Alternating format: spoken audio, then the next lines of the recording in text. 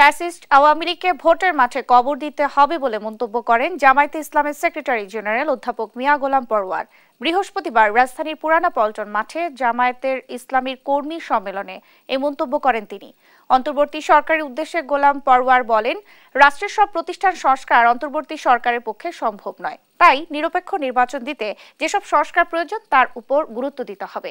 তিনি আরো বলেন, অন্তর্বর্তী সরকার এসেছে অবাধ ও সুষ্ঠু নির্বাচনের মাধ্যমে জনগণের সরকার প্রতিষ্ঠার জন্য, কিন্তু তা বিলম্ব হলে পলাতক স্বৈরাচার ষড়যন্ত্রকারীরা সফল হবে।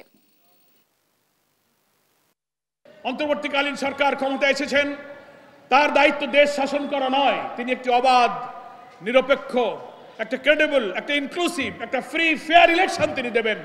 কিন্তু সেই ইলেকশন দিতে অহেতুক বিলম্ব করার মধ্য দিয়ে দিল্লিতে বসে যারা ষড়যন্ত্র করছেন, আন্তর্জাতিক সমস্ত আইন লঙ্ঘন করে একজন পলাতক খুনের আসামিকে যারা আশ্রয় দিয়েছেন, যারা অডিও ভিডিও বক্তব্য দিয়ে আমার দেশের অখণ্ডতার বিরুদ্ধে ষড়যন্ত্র করছেন, তার বিরুদ্ধে অন্তর্বর্তীকালীন সরকারকে আইনি পদক্ষেপ নেওয়ার জন্য আমরা আহ্বান জানাই।